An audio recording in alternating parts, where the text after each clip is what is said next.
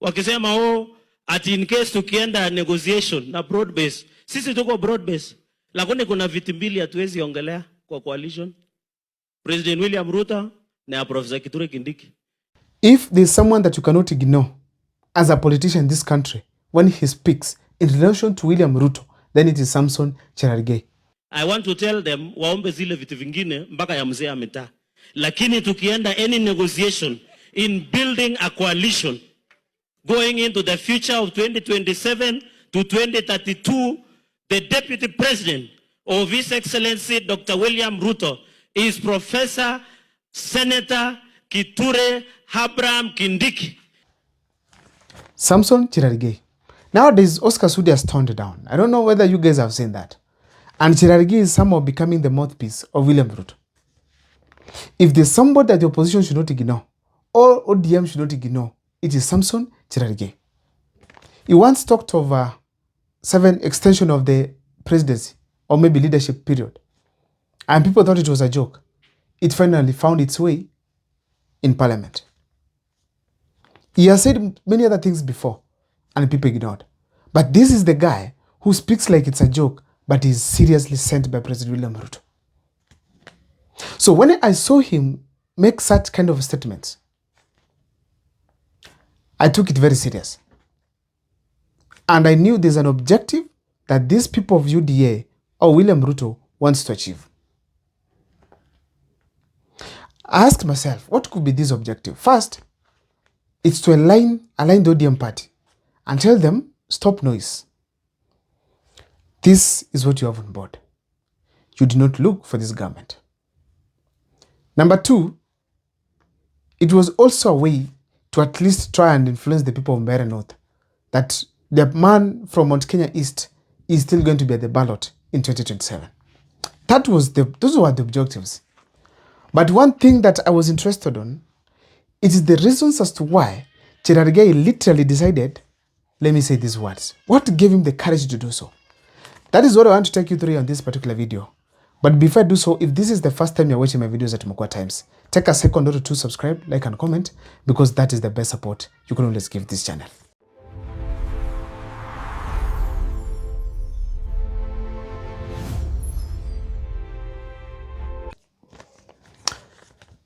Reason number 1 as to why Cherargei said so is because Baba is no longer there.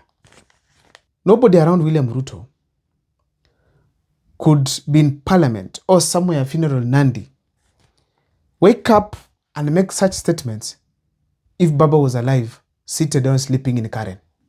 Nobody. All of them, these people must have, if Raila Amolo Odinga is alive, you must first think of what Raila Amolo Odinga will think of you or William Ruto when you say such words. But now, Raila Amolo Odinga is no more. And that was the motivational factor to make Cherargei say such sentiments. He was simply showing the ODM team that you guys, you are nobody now. Without Raila, you're useless in the UDA team. You are just coming there as members. As members.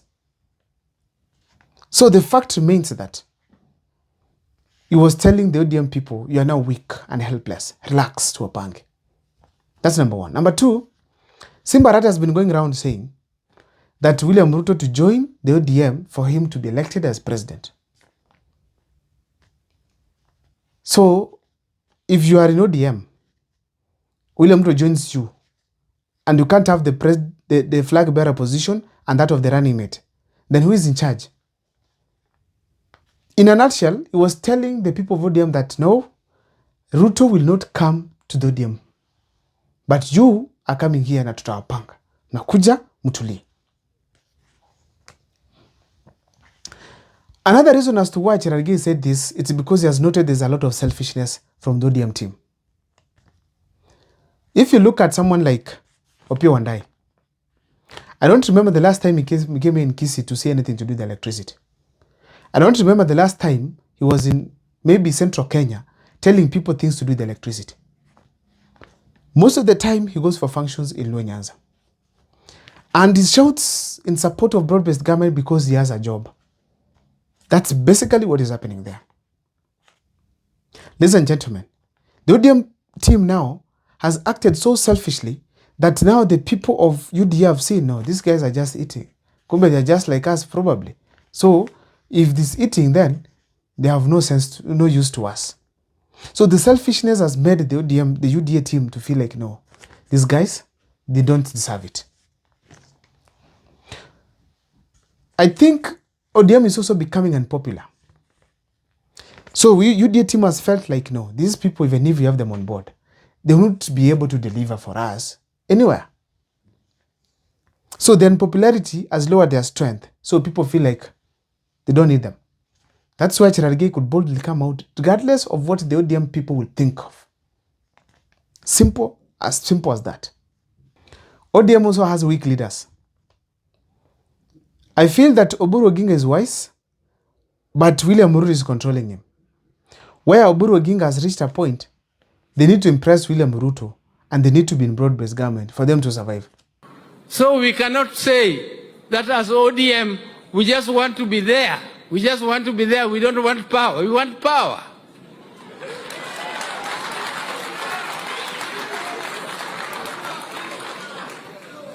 Because how are we going to implement our policies if we don't have power?